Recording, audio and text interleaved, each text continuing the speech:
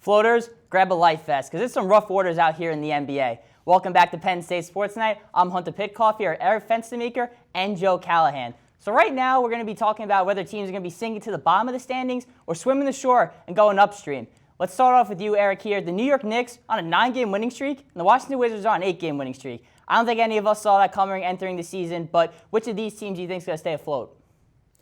Yeah, Joe, Hunter, I mean, if I ever thought that I'd be talking about the Knicks winning, I would be absolutely amazed. This team is doing really well. So are the Wizards. But out of these two teams, I think the Knicks are going to be the ones that keep on swimming. Look, let's be honest. They haven't been good traditionally, but this season they're doing well because of two things, offense and defense.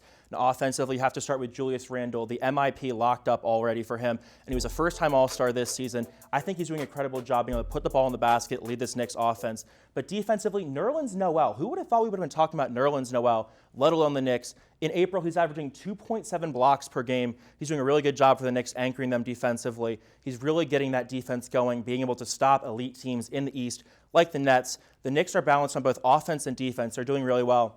The Wizards, on the other hand, they're using their magic, their sorcery, all that kind of mumbo-jumbo to just disillusion us from the fact that they're not a good basketball team.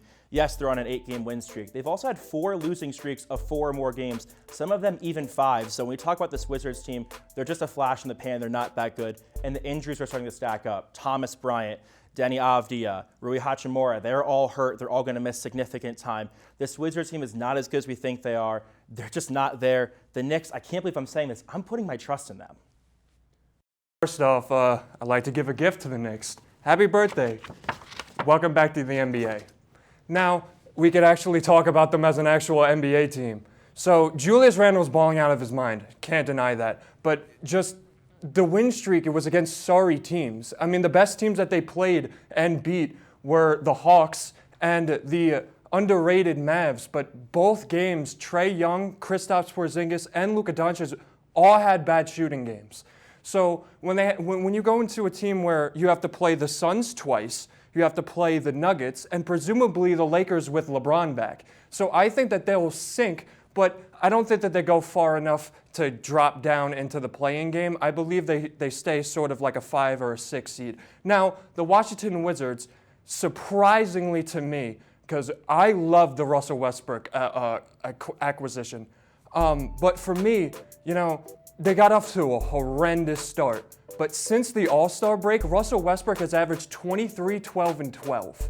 So I believe that, him with Beal, 40 points a game in the beginning of the season, I feel like they're going to take their momentum into their easy schedule, and they will swim. Yeah, I think New York basketball is back, to be honest with you. Julius Randle and that squad has been absolutely balling this year, and I think they're going to keep going. Wizards, though, I agree with you guys. I don't think they're all that good. An 8-game winning streak's nice and all, but they're going to get bounced probably in the play-in tournament. But let's talk about some teams that are maybe just not, be a little overrated. Teams that maybe they've had some success, but they're kind of climbing down the rankings a little bit. Joe, I'll start with you. Who are one of those teams? Can we calm down on the LaMelo? I'm never calling him Melo. Hype. People are calling the Hornets a favorite to play spoiler in the top of the East. It's LaMelo and that's it. To be honest with you, Terry Rozier is having a career game, and Gordon Hayward is having the best year of his life since coming off from the Jazz and joining the Celtics. But realistically, only 2 players of their roster averages more than 20 points, and no one averages over 20.6. And LaMelo's rushing himself back from a right wrist injury. He fractured his wrist, and he's an elite shooter, but when he comes back, who knows that if he's going to be the shooter that we saw him to be before the injury. You have to feel something in the hand. So unless if you're going to tell me that LaMelo Ball is going to go from 15 points a game to 20 points a game, or Zeller, Washington, or Bismack Biyombo is going to turn into Nikola Jokic, I'm just not sold on them to make out of the play-in tournament, let alone for the rest of the season. Yeah, I mean, when you talk about the Hornets, it's really just LaMelo, and that's it. I agree with you 100%. I'm going to go the different route. I'm going to go up north here with the Boston Celtics. Can we stop overhyping the Celtics? Can we stop talking about them? I'm not a math major personally, but when you add a 25 per game scorer in Jaylen Brown and a 26 per game scorer in Jason Tatum, you should get better than the 6th seed, right? That just doesn't add up to me. There's so much talent on this team. Marcus Smart, Cardiac Kemba Walker. Why haven't the Celtics made that next step? And I think the biggest thing why they haven't done that is because they don't have the dominant center. Tristan Thompson, he's not going to get the job done. Daniel Tice, he's gone. Robert Williams, he's been okay, the Texas A&M product, but yet he's also missed some time because of injuries. So we talk about the Boston Celtics, we overhype them every year. Brad Stevens is a great coach. They have a ton of pieces. They're not getting the job done, and now they're playing against the Knicks, who are actually good, the Sixers, who are improving, the Nets, who have 3 All-Stars, whether they're healthy or not. This is a very rough road for the Celtics, and we need to stop overhyping them. They're just not that good.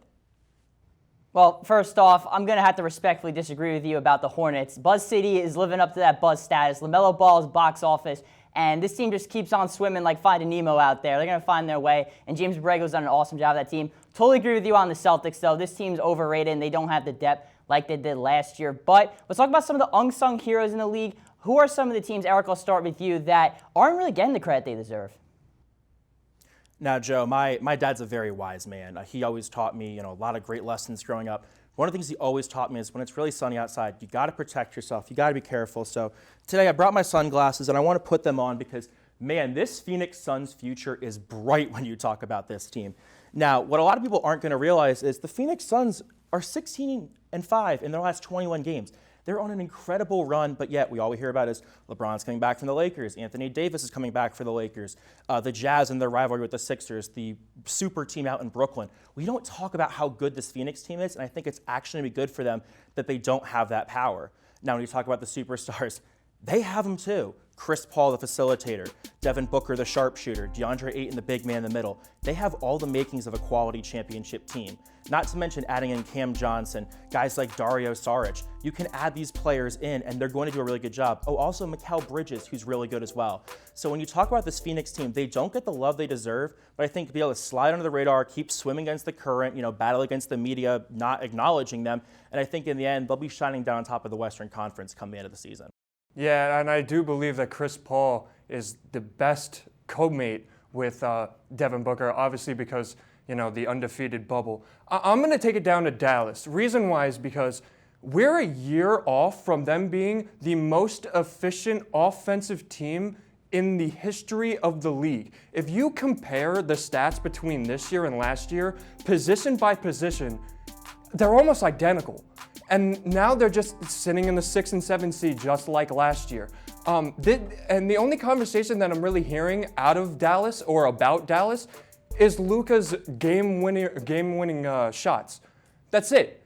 Nobody's talking about this team playing spoiler up at the top, especially with the Suns, who again very good team, but I believe they might play spoiler with them, or if the Jazz fall down, they don't have Donovan Mitchell anymore. And then if you go down to the third, if you're staying at 6, the Clippers, again last year, it took a game 1 unwarranted ejection for Kristaps Porzingis for that series to go to 6 games, and then the Clippers obviously won that and then lost a 3-1 lead. But I just feel like Dallas isn't getting talked to enough. They're still an efficient offensive team, and if you compare those 2 seasons, we're almost identical. Yeah, Dallas is definitely a really good team, Joe. They just got 2 really important wins against my Los Angeles Lakers. It hurt watching, but Luka and those boys are really good. And like you said, Eric, Chris Paul just makes, everything turn better. He is a guy who quite literally can make any team better, and is proving that you don't need to win a championship to be a winning basketball player. But we'll see if your predictions hold true or not. We'll watch this segment back maybe in a month or so and see if you guys look smart or not. That's going to wrap it up here for Penn State Sports Night. Not only for the last time this semester, but the last time in this beautiful Innovation Park studio. For Eric Fenstermaker and Joe Callahan, I'm Hunter Pitkoff. Thanks for watching. Have a great night. Thank you for watching this edition of Penn State Sports Night. If you're a fan of our content, please be sure to subscribe to our YouTube channel for more clips. Also, follow us on Twitter at PSSNTV and on Instagram at PSU Sports Night to keep up with all the action. For all my colleagues, we are Penn State Sports Night.